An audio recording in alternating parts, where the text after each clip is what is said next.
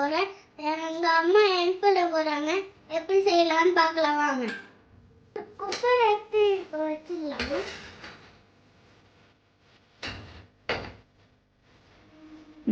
ஊத்து. ஊத்து.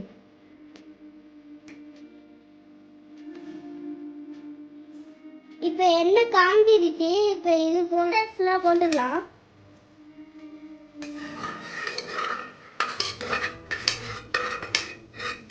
இப்ப வெங்காயம் போடலாம்.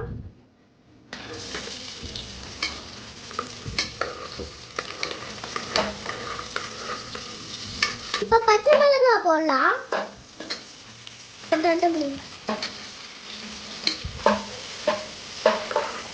வெங்காயம் பச்சை மிளகாய் நல்லா வதங்குற வரையும் கிண்டணும். அம்மா வீட்டுல செஞ்ச நெய் இது. எங்க அம்மா எப்போது பால் வாங்கி நெய் செஞ்சது. அந்த வீடியோ நெக்ஸ்ட் டைம் போடுறோம். வெங்காயம் நல்லா வதங்கு வரையும் கிண்டணும். பூண்டு அளவு இஞ்சி பூண்டு குடிக்கலாம். வாசம் சூப்பரா இருக்கு.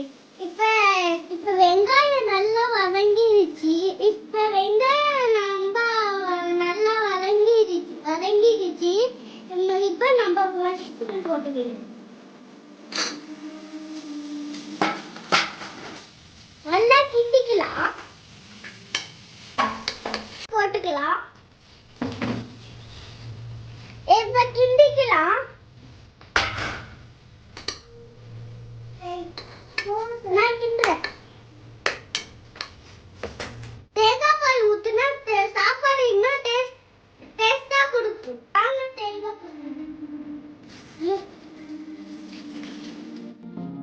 அதே டம்ளர் ஒரு டம்ளர் தண்ணி ஊத்திக்கலாம்.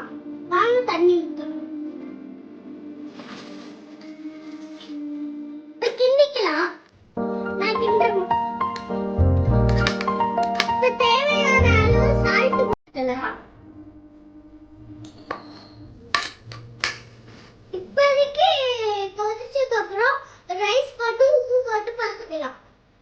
இப்போதைக்கு கொஞ்சமா போட்டா போதும். தண்ணி கொதிச்சிருச்சு. இப்ப ரைஸ் போட்டுக்கலாம். தண்ணி கொதிச்சிருச்சு. இப்ப ரைஸ் போட்டு முடிச்சாச்சு. இப்ப ரைஸ் போட்டு கிண்டிக்கலாம். எப்போதே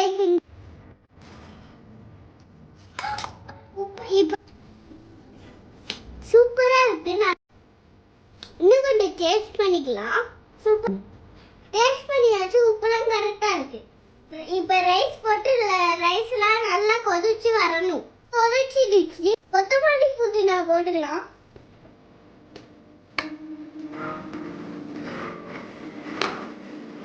வந்து குக்கரை மூடிடலாம்.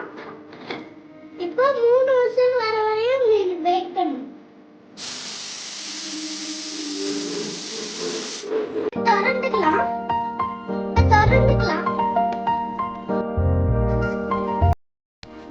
இங்க பாருங்க, காளான் சோளம் மாதிரி இருக்கு. ரைஸ் சூப்பரா இருக்கு.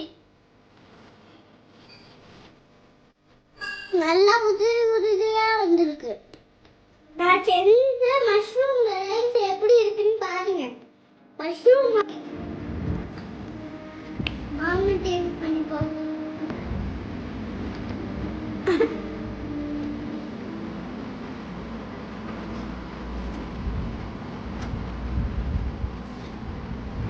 சூப்பரா இருக்கு. நீங்களும் இது மாதிரி செஞ்சு பார்த்துட்டு கமெண்ட் பண்ணுங்க. கமெண்ட் பண்ணுங்க. ஓகே, நெக்ஸ்ட் வீடியோல பார்ப்போம். பாய்.